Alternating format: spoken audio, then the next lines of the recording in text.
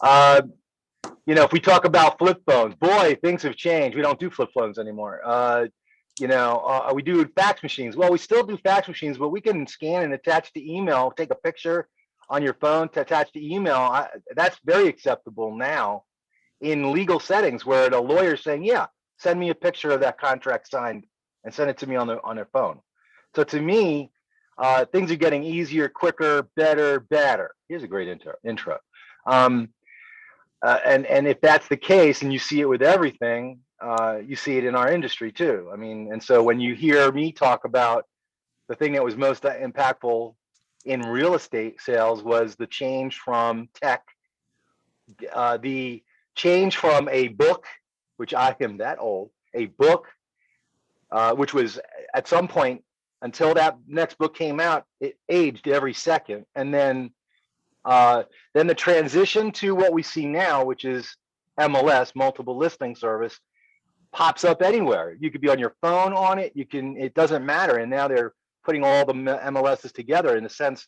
I've heard, I'm not in the business anymore of knowing, but they were talking about a national MLS where you can only do that if you're on the internet and you're able to do that way. So I remember in the transition, you had to call the MLS number and then wait for a tone and then plug the actual phone jack into a 300 baud that was cutting edge at the time, where you would then get your current information in the moment. And that was excellent. It was fast and it was the best. And it wasn't the best when you look back now. Can you explain that to me real quick? So you would call a number, you'd put your phone on the modem and on the machine, and then what did you get out of it? Like, how did that So work? you see how foreign it is even to you, Yeah, which, you probably have seen this in your insurance offices in some way, shape, or form, but we forget.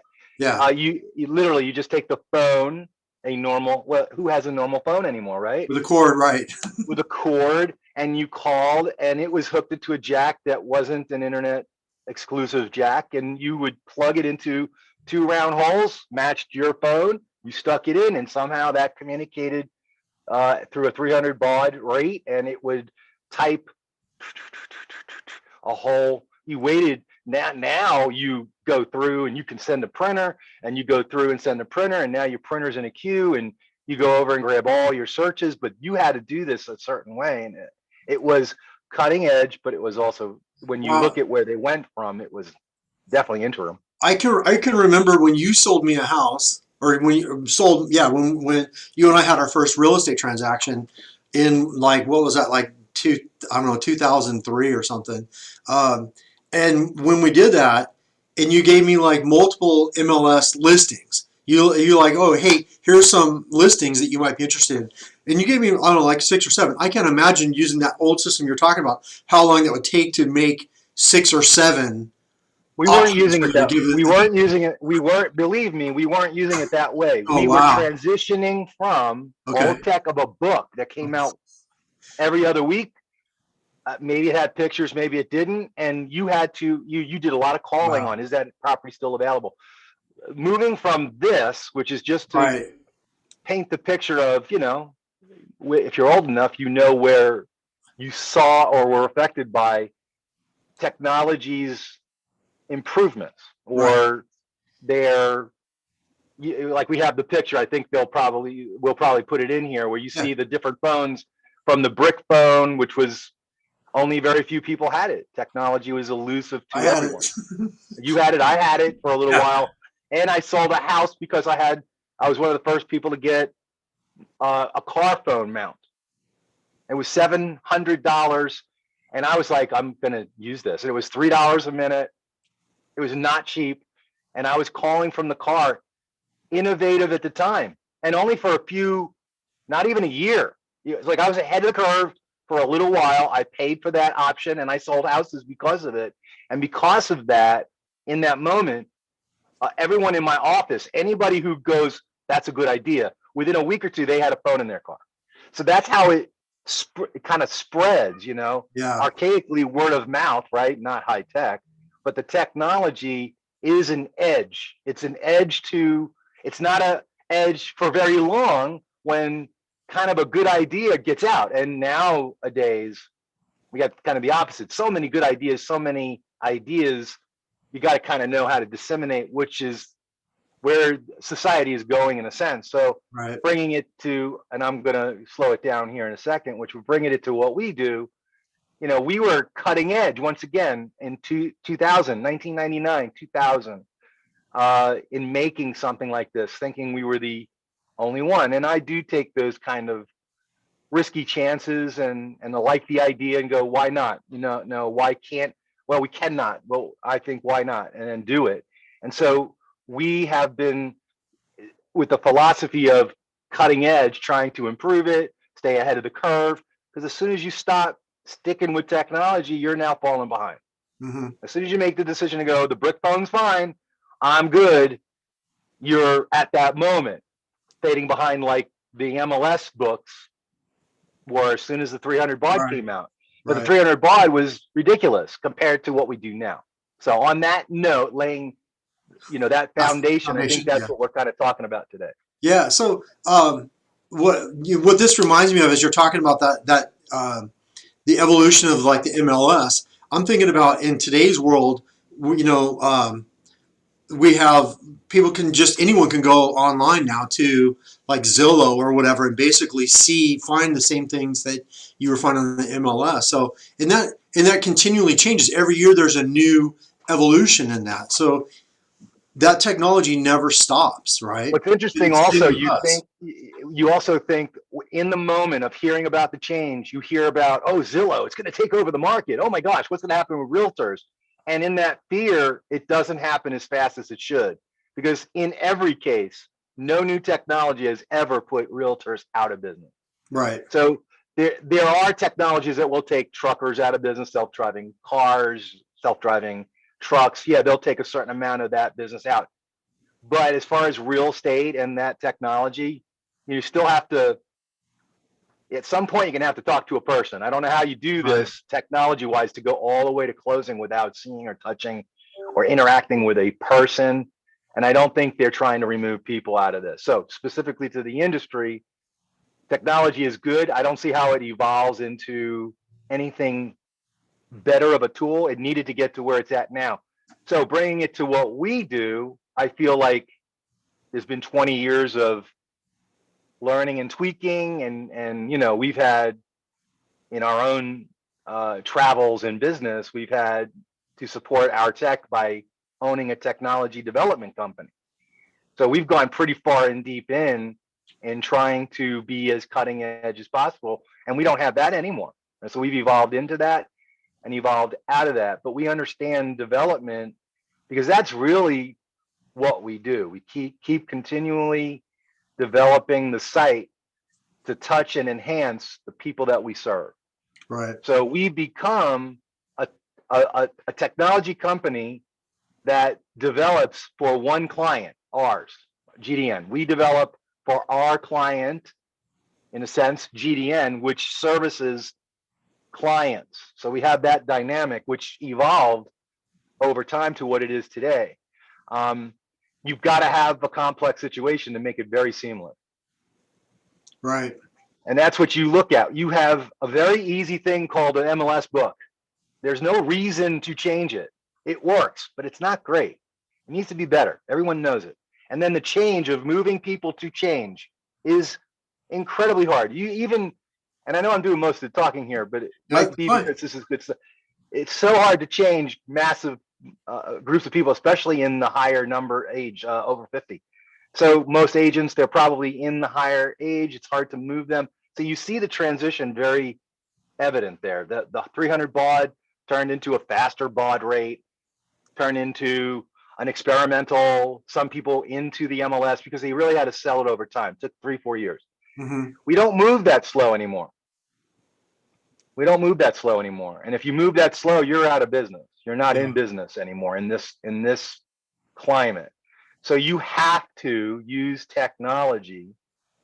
There are people that pride themselves in doing it the way we've always done it. And, slowly they don't realize they're going out of business.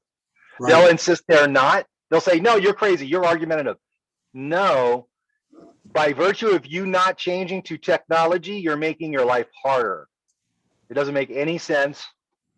You want to comment on that a little bit? Maybe you can pull that towards what we do.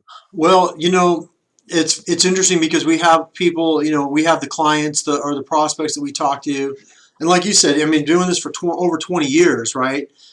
Back when you first started, it was the internet was a new thing. Email, I mean, email wasn't even mainstream in 2000, right? I still have my AOL that I got when they were selling those things. Yeah. So, You're like electronic email. That's never going to work. Yeah. electronic Well, mail, what's that? So, yeah. so from your standpoint, and I know even though I wasn't formally an employee, I've been with you since the beginning, right? And so Yeah. I remember some of those early challenges. In 2004, actually, I talked to some clients and working with you, and it was really tough to get them to grasp the concept of letting go of this and doing this online. And by letting go, it's not letting go entirely, but let's make a process that makes your process easier, right? And so, Trusting tech, man. It's all about trusting tech. Realtors needed to trust tech, and yeah, anytime it messed up, see, that's the reason why we shouldn't be doing it. Give me a book. Let me get the right, book back. But right. Well, it's not and like that. so now I'm going to tell a story on you A right now. story. I'm going to tell a story on you. So I remember back in 2011 when I had my calendar on my phone when I first started working as an employee with you, and that was. So it was either a Palm Pilot or a BlackBerry. I don't remember, but I had my Probably a calendar. Palm Pilot. Yeah, I had my calendar on my phone, and we were going to schedule something, and I pulled out my phone to try to schedule it, and I was having trouble, because I have multiple calendars on there or whatever. And I remember you took out your old handy dandy calendar book, and you looked at me, and you dropped your book on the ground, and you go, "Oh no, my calendar just crashed." And then you picked it up, and you go, "Oh, it's been restored."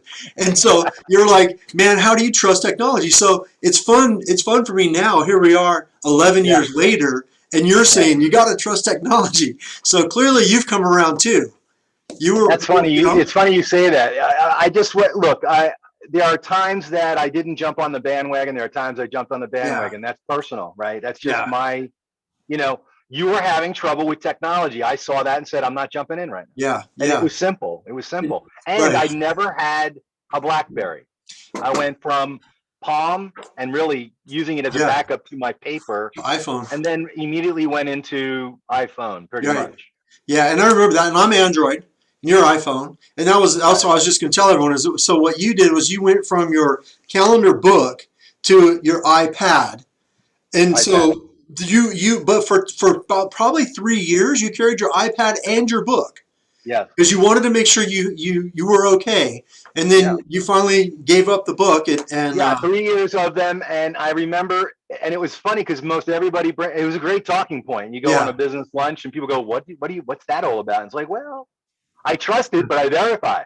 I just make sure that yeah, I have a redundant. But I think that's overkill and smart at the same time. So even bringing it back to Get Docs Now, I don't think any company should not have an alternative fallback paper way to do things. I mean, and maybe every once in a while train their staff on how do we do it if in an emergency we had to. well, and And we don't like even insinuating that you might have to, and no one has. But at some point, you should be able to do long division, even though you use a calculator. right, So to me, it's preparatory, if that's a word, to be prepared, right? Not forget what you know, because the technology, we trust it. You can trust it, but you need to be able to continue to work. And yeah, so, hey, I don't have a paper calendar anymore, and I still do to-dos on paper. I don't do that on an app. I don't do that in an app. I like to write and cancel and bring. There's yeah, certain things we like, but there might be 35-year-olds and under, maybe even older than that, that love all tech. And but yeah, at some point, have we not had outages? That sucks. yeah. Cox is down, we're down. The DNS server's down, we're down. Someone didn't turn on their site, then we don't get in. Technology is pretty simple when there's an on-off switch somewhere. It's Right. not. at some point it is at the will of. Yeah. Um, so how do you sum all this up in what we do today and how we move forward? So the way I sum this up is what we do is we take the process, and for us it's resale documents, and we take that process and we automate it. We make it easier. We streamline it. We're always looking for ways to reduce workload. Without And automation, isn't it pretty robust a process now with all the regulations and rules and laws and stuff they have to do and days they have to turn stuff around and expedite and one day turn. I mean, isn't that, can you do, is it a, if you're a moderately sized company, can you grow? you can. So this is a fun conversation today because earlier this week I was meeting with one of our clients and he comes from the banking world, and this guy is like hardcore automation, right? So, Right. he's setting up processes where once something's done, you hit a button and 5 or 6 things happen automatically. Emails go out, whatever. And that guy, his comment to me was, he wants to be able to do things without without adding an FTE. And he saw the look of wonder on my face when he said that, and he said full-time employee. Like, Yes. oh, got it. Yes. So his thing is, and so to answer your question, yes, that's what we do. So can you grow? Yeah, you can grow, but you're going to add employees. So for example, we have that particular client of ours. He's got almost 400 associations. He's doing thousands of transactions every year, and he has 2 employees to do that. Technology is the only way that happens. Yeah. And by the way, in my opinion, technology isn't, oh, wait for Ed, he needs to get back from lunch to do that. Right. So technology isn't a person is intersecting in a spot, has to move something from spot A to spot B, and then begin the process of automation again. To me, the whole process is not automated. So Right. philosophy wise, if you still have, you should only probably have people in your place. Because if you tapped into technology that's really working for you, then you're really only dealing with people on your end that may not understand it or want to talk to you about it. But really, theoretically, you should not draw on a person, because we supply the maintenance of the site. The site works. It's doing the work automatically, automated from a person that needs to do the work.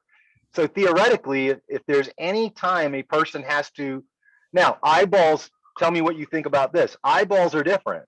If you go, here we need them to review, well, that's an employee, Yeah. and that's a responsibility and something you should do to make sure that what you believe the automation is doing is actually doing.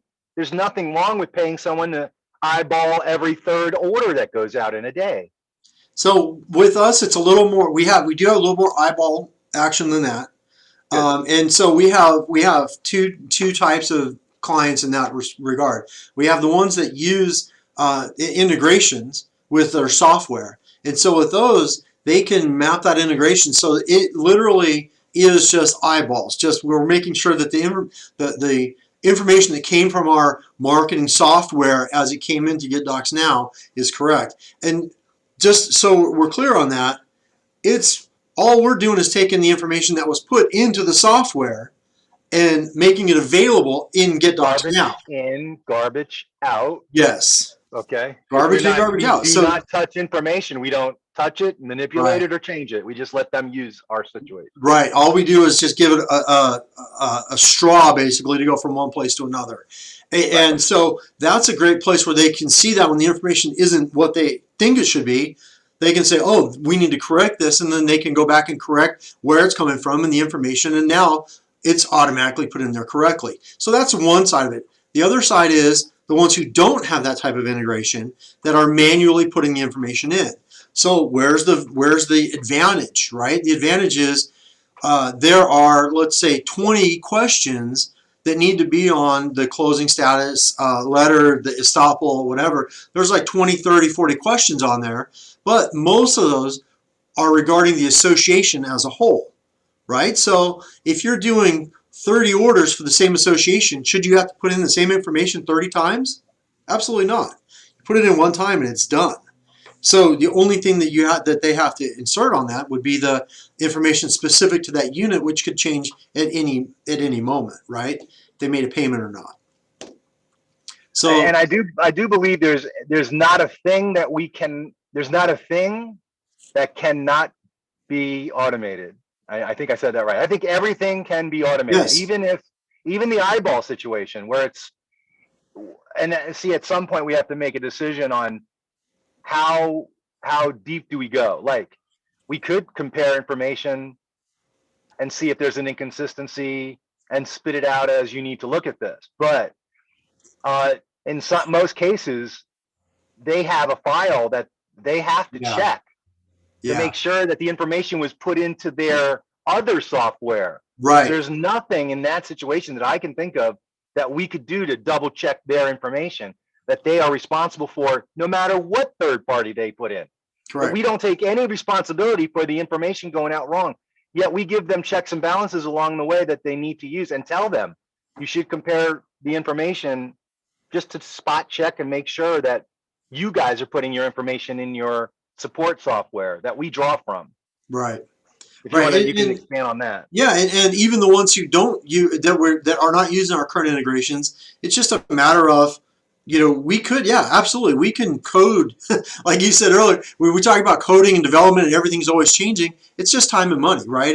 So Oh we can yeah, do it, right? We can right. get there, no matter what. And so uh, then the issue, let's say the challenges that we get are not, can we code to the software, but is that other software developer willing to work with us, right? And When you say willing to work with us, you mean the other software development work with us? yes, Okay, okay. yeah, yeah. So like, let's say and I'm going to just mention our integration partners, which are Tops, VMS, and Caliber, and Right. so they're willing to work with us and to create that interface. But now the thing is, this is where we get into some challenges. We say we want more automation, right? Because you and I are always pushing for more automation. So then we go to those software, the management software companies, and say, hey, we want more integration. We want to be able to push things to you as well as you pushing things to us. We want to be able to make things so our client, our mutual client, has less work to do. And so now we have to get them on board with those changes, and there's challenges in that too. So what restricts us, what holds us back from being everything that we want to be, isn't our development, isn't our ideas, it's the Technology. integrations. Yeah, it's them willing to work with us, right? Well, and there is a resistance to move forward, both in cost, because if we push for technology, it makes them, the third party, other technology companies, Yeah. they have to do stuff, and they're not looking Yeah. for more stuff to do. They got enough. Back to, So like I said, time and money, right? in many instances, we're somebody that'll throw a little paint on that. It doesn't need paint. I don't know Mm-hmm. why we're like that, but we'll fix it. We'll make it work better. It's not important, but we like to do that.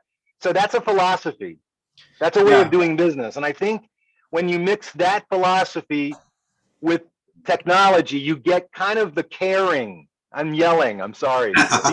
You get kind of the caringness, the feeling that tech company cares about us. That Right. what tech company really transmits caring through zeros and ones? I mean, I guess if the cause is big, or you attach hey, 10% of our profits go to, you might feel that company's good.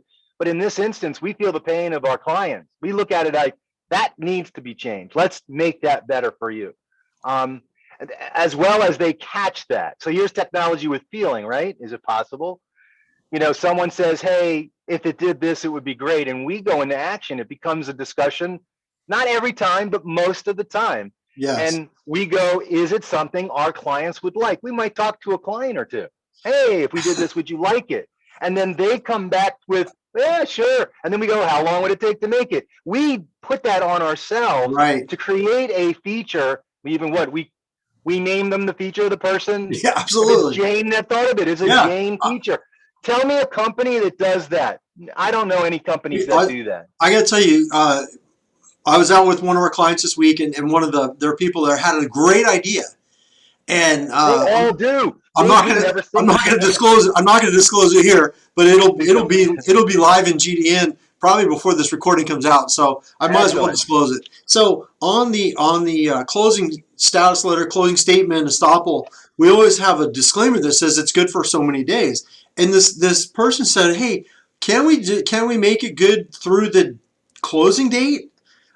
And I was like, "That makes total sense. How come Unless no one's asked law, that question before? It'll be unless done." law, unless law overrules that. Yes, like in the state of Nevada, where law Right. overrules that.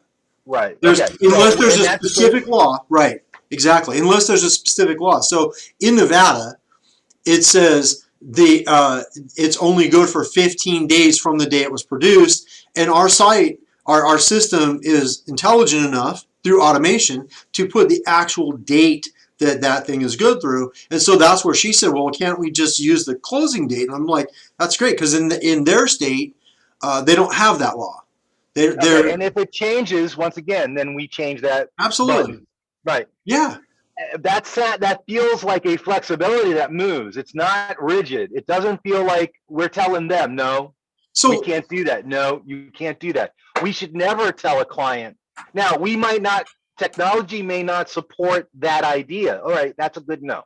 But that's the only no we say, I think. so basically, here's what it comes down to. We haven't found anything yet that technology can't support, to use that phrase. However, again, it's time and money, right? Yeah, It sure. might be outside. We might have to bring in some outside resources Opportunity or cost. whatever. If you Absolutely. spend time and money on something that we think is a nice shiny thing, but it's not really developing and Yeah. touching on something that could be improved in our site that touches So, people every day, we're making a mistake in development. yeah. But if we're hitting the mark in our site, then these extra things are what enhances the site. It makes it like, Right. wow, it's fresh. They come up with new ideas all the time. So Not the same you old. mentioned something a minute ago. You used the term flexibility, and I want to just talk on that real quick. When we're talking about like this, the disclaimers, right? We don't have a rigid disclaimer. This is what it is. This is what you have to use. We have options. We have the GDN standard disclaimers. We have custom disclaimers. We have custom disclaimers with dynamic fields that change based on the information that's in there. And then when someone comes up with a new idea like this new client, we create even a more, let's say, more optimizable custom form for that particular field. It sounds very complicated, but it's very easy. It's much Complicated on easier. our end, yes. We do the Okay, hard work. We do the hard work. It's very complicated on our end. would it So be it's easy for us to simple for the say client. we really shouldn't do that? We can't do that. We tell the client, look, we can't, and they'd go, yeah, all right. But they might be unhappy somehow. But then we try to give them this thing, is what you're talking about, right? Yeah. Well, what I'm talking about is that we're flexible. We're not an off-the-shelf plugin, and you got to use it the way we use it. We're always looking for ways to enhance. We're always looking for ways to improve. And kind of what you were just saying, when we talk about things, when an idea comes up, we don't just do everything that everyone wants. We triage the idea. We're not at their whim, right? But what we do is triage. we triage talk it out. We talk it out, and we say, you know what? Does this make sense for the masses? Does this make sense for the majority of our clients? And then we move forward with it. And for full disclosure, and I know you as the owner, you don't like to hear about this, and for me as a CEO, I don't like to talk about this, but full disclosure, we've had great features. We have features that someone came up with. We spent, how much money developing it. I don't want to talk about that. And then maybe that feature never gets used, right? And we're like, man, but it's a great feature. It works. We made it available, but for whatever reason, it doesn't. And I would have to say, against us as a company, then we were not good enough to foresee that it would not be able to be used or not needed to be used. But we do make that might be considered a successful failure. Yeah, if I can label it. But we are making good decisions on most of those additions. Oh, absolutely. So in my opinion, though you bring up cost, it's part of what we do. So we didn't make the best opportunity decision cost in behind the scenes. But that's neither here nor there to the client. To the client, they know that we're innovative and we do these things on purpose. with purpose to help them. And you do not know in 5 years, that could be that one feature all of a Yeah. sudden is something everybody wants, and our competitors are trying to catch up. It could be a simple thing. And Right. we never saw it coming. So the innovation will help us in the future. And I don't see how we turn that Yeah. off or change it. It isn't put, the cost is woven in, Yeah. So not an for extra anything. from my point, what I'm trying to say there is, and I probably said it wrong. We're not afraid to, you as the owner are not afraid to spend the money to I create and think I develop just those said that. features, As a matter of knowing, fact, right. I think you missed the point. You Yeah. lose if you do not spend that money. Right. Okay. Right. And I'm also not going, hey, give me more. Let's spend more money. I'm Right. not. So I think we have an adequate amount of input from our clients that are at the cutting edge of using what we So offer. They are in the seat of testing it while they use it. So they're going, oh, this works great, except if we could do this one thing. And we go, we would never have thought about that. Thank you. We right. have that kind of relationship where they'll even say it, where I wonder how many people are talking to our competitors like that. And we Right. start out the gate telling them, this is how we work. Let us know what you think. Not many people are saying that, the competitors. They don't want to know what you think. They just want you to get in and just use what we got. It's a different attitude. Totally. Absolutely. Absolutely.